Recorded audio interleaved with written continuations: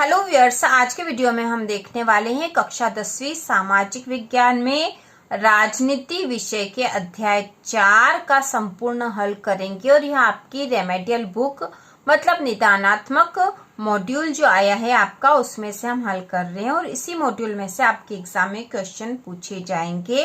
तो अध्याय 4 राजनीतिक दल का संपूर्ण हल हम करेंगे। तो प्रश्न नंबर पहला है, सही विकल्प का चयन कीजिए। इसका पहला है, राजनीतिक दल में शामिल होते हैं। राजनीतिक दल में शामिल होते हैं तो कौन शामिल होते हैं? नेता, सक्रिय सदस्य और अनुयायी, शासकीय कर्मचारी और नेता, समाज सेवक और किसान संगठन या छात्र और व्यापारी। तो इसका उत्तर होगा नेता, सक्रिय सदस्य और अनुयायी राजनीतिक दल में शामिल होते हैं। इसके बाद दूसरा है, स्वर्गीय काशीराम किस राष्ट्रीय पार्टी से संबंधित थे?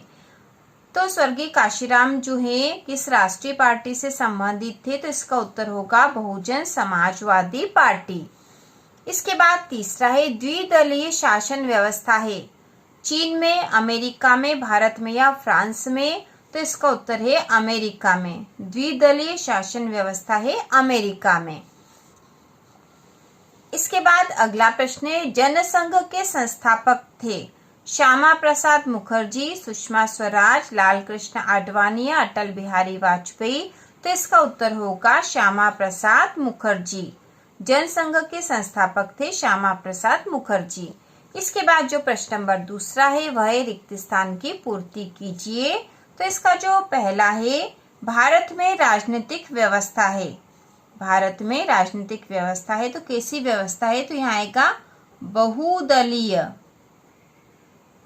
बहुदलीय, भारत में बहुदलीय राजनीतिक व्यवस्था है। इसके बाद दूसरा है, विधानसभा का मुखिया होता है।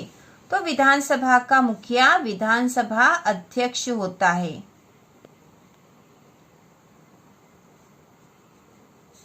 विधानसभा अध्यक्ष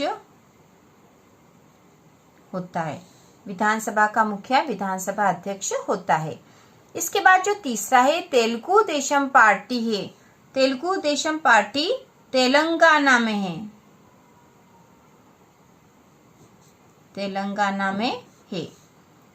इसके बाद चौथा है, देश के कानून निर्माण में निर्णायक भूमिका निभाती है। तो यहाँ पे आएगा संसद और सर्वोच्च न्यायालय।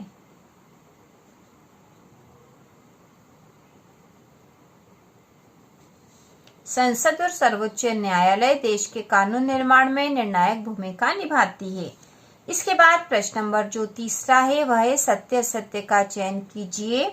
तो इसमें जो पहला प्रश्न है, राजनीतिक दल का उद्देश्य चुनाव लड़ना व सत्ता हासिल करना है। तो ये कथन सत्य है। इसके बाद दूसरा है, भारत में चुनाव आयोग ने चुनाव के समय दीवार लेखन पर रोक लगा दी है। तो यह कथन भी सत्य है।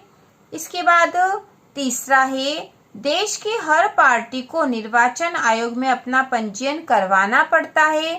तो यह कथन भी सत्य है। इसके बाद चौथा है, दबाव समूह का उद्देश्य चुनाव लड़ना है। तो यह कथन असत्य है, क्योंकि दबाव समूह का उद्देश्य किसी विशेष मुद्दे पर दबाव बनाकर अपने पक्ष में निर्णय लेना होता है। इसके बाद जो पांचवा है, राजनीतिक दलों को मान्यता देने का कार्य चुनाव आयोग करता है। तो कथन सत्य है। इसके बाद जो छठा क्वेश्चन है, भारत में मुख्य निर्वाचन आयोग का कार्यालय भोपाल में है।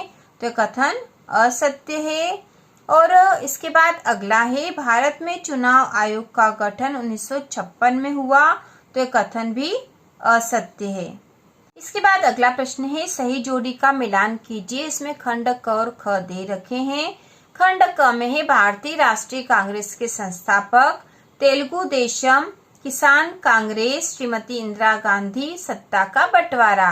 खंड ख में है, प्रथम महिला प्रधानमंत्री, दबाव समूह, विधायिका कार्यपालिका, एओ ह्यूम और क्षेत्रीय दल। तो सबसे पहला जो है, भारतीय राष्ट्रीय कांग्रेस के संस्थापक, तो ये थे एओ ह्यूम।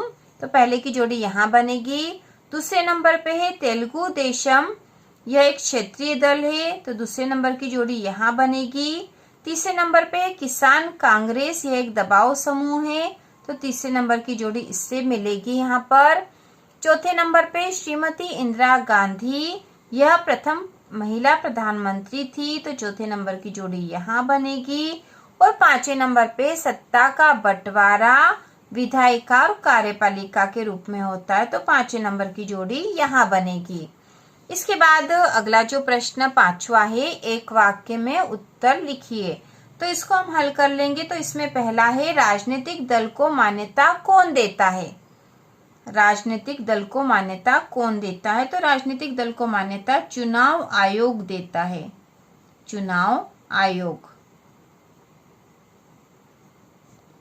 इसके बाद दूसरा है शपथ पत्र क्या है, तो इसका उत्तर है शपथ पत्र एक लिखित दस्तावेज है जो किसी न्यायालय द्वारा नियुक्त शपथ पत्र अधिकारी के समक्ष अपनी सहमति से दिया गया कथन है।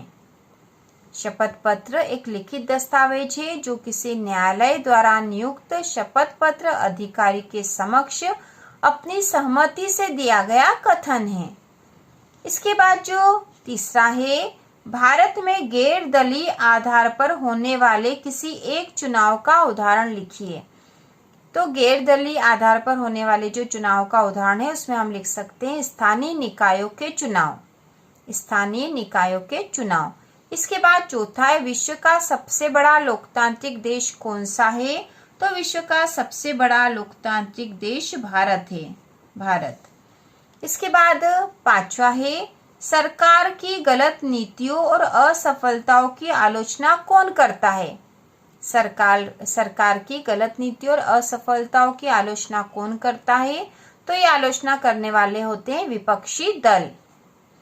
इसके बाद है शासक दल से क्या आशय है।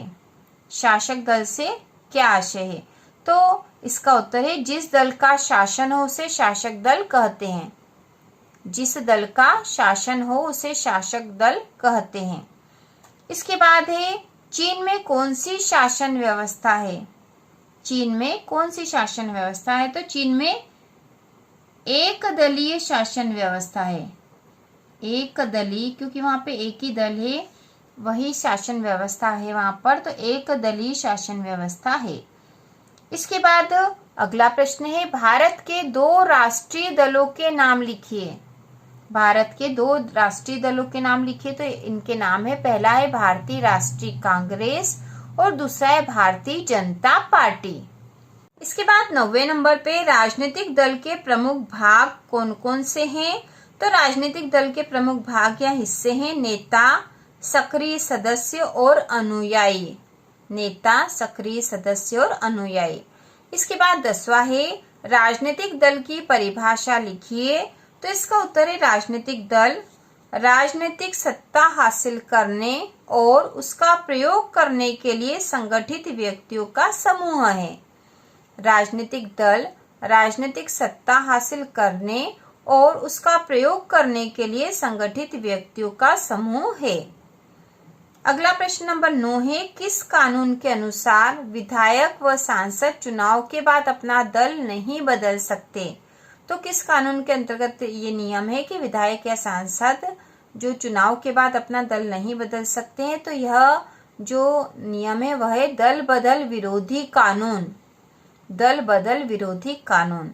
तो इस प्रकार से हमने इस अध्याय के सारे ही वैकल्पिक प्रश्न, सत्य असत्य, रिक्त स्थान और एक वाक्य में उत्तर दीजिए वाले प्रश्न कर लिए हैं। इसके बाद इसके अति लघुत्तरी और लघुत्तरी प्रश्नों को भी आसान तरीके से हम हल करेंगे। तो इसी प्रकार के और वीडियो देखने के लिए, कक्षा 10वीं की संपूर्ण तैयारी करने के लिए चैनल को सब्सक्राइब कीजिए।